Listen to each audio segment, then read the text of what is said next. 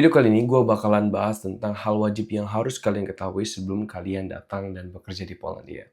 Banyak banget aturan dan hal wajib yang harus kalian ketahui sebelum kalian datang ke Polandia agar keberadaan kalian, legalitas kalian tetap aman dan tidak terkena deportasi.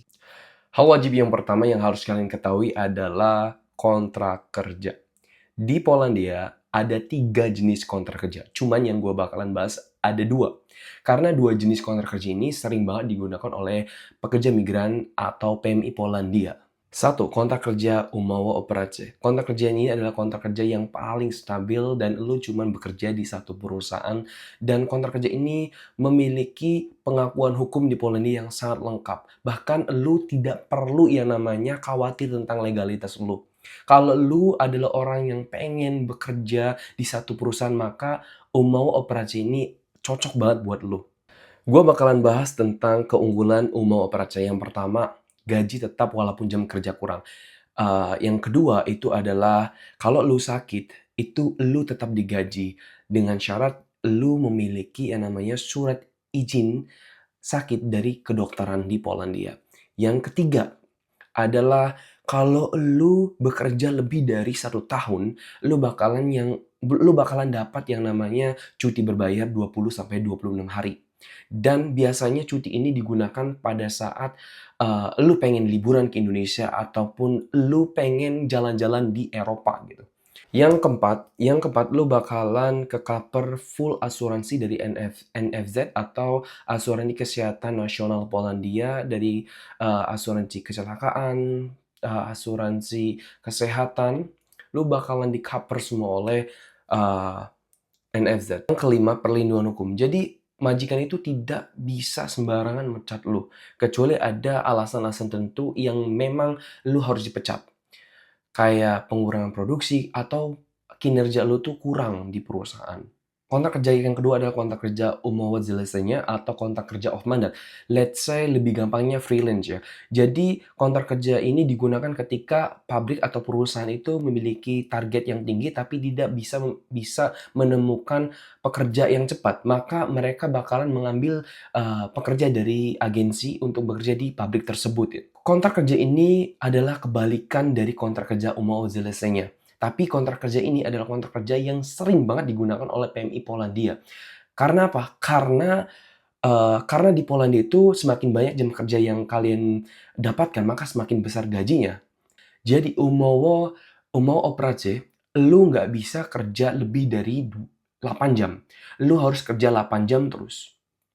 Kalaupun lebih, itu bisa dihitung per tahunnya berapa. Jadi tidak bisa sebanyak yang umowa zlecenia. So, kalau lu tanya kontrak kerja mana yang lebih banyak dipakai oleh PMI Polandia, maka kontrak kerja yang kedua. Itu keunggulannya memiliki jam kerja yang tinggi.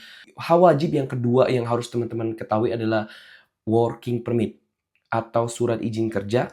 WP ini dikeluarkan oleh pemerintah Polandia atas permintaan dari pihak perusahaan atau agensi untuk pekerja asing yang ada di Polandia. So, kalau lu sering pindah perusahaan di Polandia, yang harus diperhatikan itu WP. Sebelum pindah itu kalian harus mengajukan WP. Tanpa WP lu nggak bisa bekerja di Polandia. Hal wajib yang ketiga yang harus kalian ketahui adalah Karta Pobytu atau Temporary Resident Card. Let's say KTP Polandia. KTP ini adalah KTP identitas kamu sebagai pengganti visa kerja kamu yang expired. Kapan untuk mengaplikan yang namanya TRC ini? 3 bulan, paling lambat 3 bulan atau 5 bulan sebelum visa kerja kamu itu expired. Maka kalau lu kerja di agensi, lu harus tanyain tentang proses TRC ini. Karena TRC ini adalah pengganti visa kerja kamu di Polandia. Ingat ya guys, lu harus terus tanyain pihak perusahaan atau agensi tempat kalian bekerja tentang TRC ini atau KTP Polandia ini. Karena KTP ini adalah hal penting yang harus kalian fokusin. Karena tanpa ini, lu nggak bisa lama di Polandia. Oke, banyak banget PMI Polandia yang salah kaprah sama yang namanya WP dan Karta Pobytu. WP adalah surat izin kerja di Polandia, sedangkan Karta Pobytu adalah surat izin tinggal di Polandia. Hal keempat yang harus kalian ketahui adalah agensi. Banyak pekerja migran Indonesia yang di sini itu menggunakan agensi. So, yang aku mau katakan adalah lu harus pintar-pintar yang namanya cari agensi yang benar-benar cares terhadap lu. Banyak agensi di Polandia, tapi mereka ini acuh tak acuh sama legalitas kalian. Jadi pindah-pindah agensi itu wajar di Polandia. Asalkan sebelum pindah, kalian harus mengajukan yang namanya working permit. Dan kalian harus tanyain di agensi yang baru itu, apakah mereka meng-apply-kan yang namanya proses TRC. Itu yang harus kalian wajib ketahui. Hal wajib yang kelima yang kalian harus ketahui adalah PESEL. Apa itu PESEL? PESEL ada nomor identitas kalian. Pertama kalian nginjak di Polandia, kalian harus meng-apply-kan yang namanya PESEL.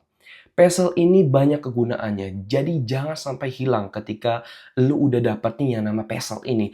Lu ke kepolisian, lu ke dokter, lu ke rumah sakit, lu ke instansi-instansi pemerintah di Polandia, mereka bakalan nanyain yang namanya PESEL.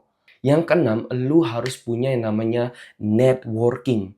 Banyak-banyaklah bergaul karena lu dengan bergaul ini, lu di Polandia bisa mendapatkan agensi yang bagus karena teman-teman PMI Polandia sering share agensi ini nggak bagus, agensi ini cocok buat lu, agensi ini bagus banyak pekerjaan yang bisa mereka kasih buat lu. Jadi networking di Polandia itu penting buat memberikan informasi atau menerima informasi.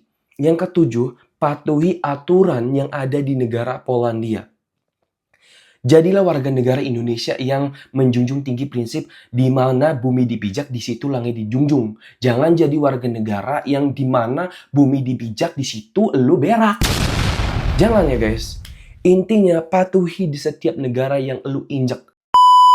Itu hal wajib yang harus kalian ketahui ketika elu pengen tinggal dan bekerja di Polandia. Tetap jadi warga negara Indonesia di mana bumi dipijak, di situ langit dijunjung. Jangan pernah membuat onar. Satu orang membuat onar di negara orang, satu aja orang, itu bakalan keimbas. Oh, ini orang Indonesia, ini emang bermasalah. Padahal yang salah itu satu orang, tapi yang kena imbasnya semua orang di Indonesia gitu.